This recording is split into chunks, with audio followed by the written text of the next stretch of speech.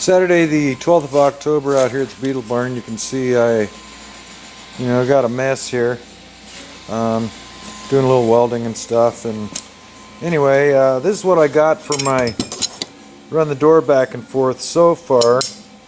Not bolted together, just kind of welded up here.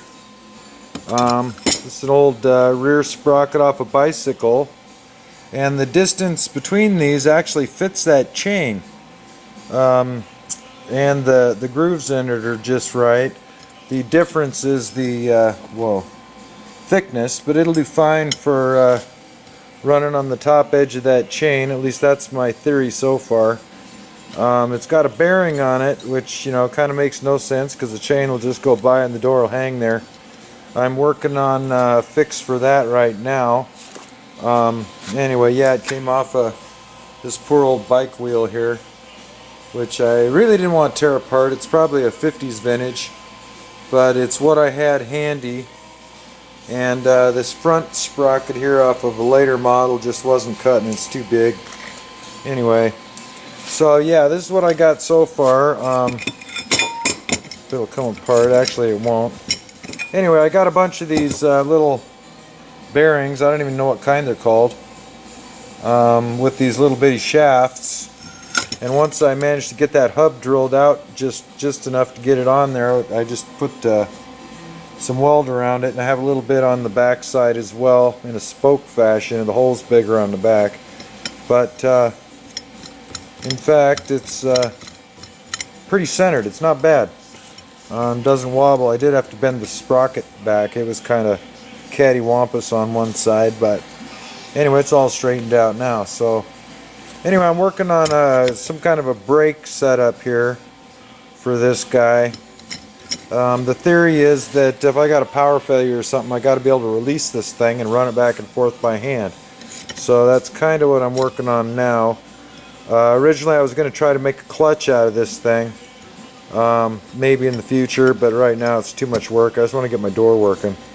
A clutch, in case I closed it on a car or something, it would just spin and not do too much damage. But being as I'm going to be standing here running this thing, and it's pretty much open in the morning, closed in the afternoon, I don't think I'm going to have an issue. If I don't have the wherewithal to not run into something, I shouldn't be out here in the first place. So anyway, I'm working on it a little bit, and I'll bring back what I end up with.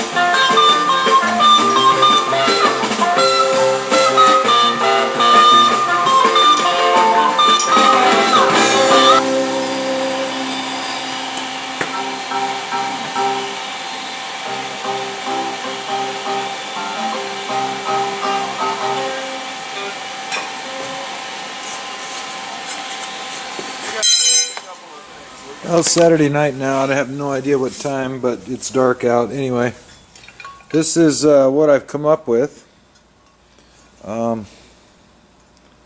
Welds aren't super pretty, but they're plenty strong enough to do what I'm going to do with it. Anyway, you got this arm here, which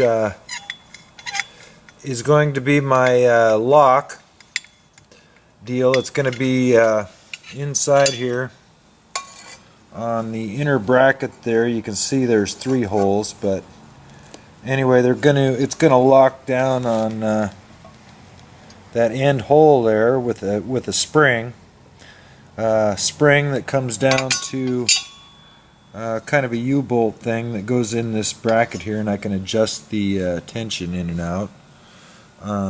Probably doesn't make a lot of sense. I'll throw it together here and show you what I've got, and then I got to take it apart again. I'm going to throw some paint on it so it won't rust. Okay, we're going to try a theory of operation here. We'll see how this works out. Basically, this plate will be mounted to my 2x6. This is the bottom. It will be on the chain with a slight amount of downforce when I mount it, and then this is just a chunk of chain here, but anyway, when the chain runs back and forth, it'll just drag it along on that 2x6. Now if I have power failure or whatever,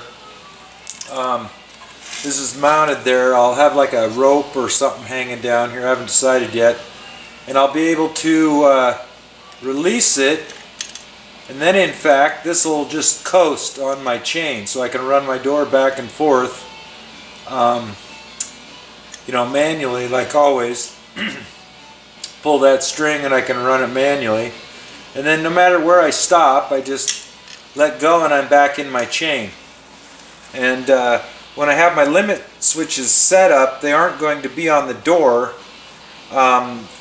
What'll be on the door is the trigger for the limit switches, so basically it doesn't matter where on the chain I am. You know, I can run it around in any position, and when I you know, hook back into my door, wherever it may be, the door doesn't, you know, really care. It'll still stop when it's open, stop when it's closed. Anyway, that's the theory of operation. So we'll see how it all works out. This thing took me all day to build, but yeah, we'll see if it works. And then I have for my spring here, I believe it's an old Volkswagen carburetor spring. I'm not 100% sure. And I got this little hook here, and then the bottom nut here is drilled out so it slides. I just need a little more length for tension. Then I have a tension nut and a lock nut there, so I can, you know, increase or decrease my tension as I want to. Unfortunately, this sprocket is worn. You know, the teeth on it are kind of laid over, or I could loosen that tension on that spring to the point where actually if I ran into something, it would ratchet. But I have an idea my door is too heavy to allow this to ratchet like that and still be able to drag it back and forth. Maybe not though, because when I got the weight of the door on there, it'll be pretty close to wanting to ratchet already. But these things are all hooked, all these gears, so it doesn't let loose this direction because they're all hooked, but this side's worn more. So I can probably reshape these a little bit. But this, in fact, this bicycle sprocket does fit this big old chain just exactly as far as the distance between the you know, the links. It's just that the width on the chain I'm using is much wider, like 3 times as wide as a bicycle chain. Anyway, that's the theory. Tomorrow I'll go ahead and drill some holes in this guy and mount it up there and see if it functions. But for tonight I'm going to tear it back apart and then just paint this framework here.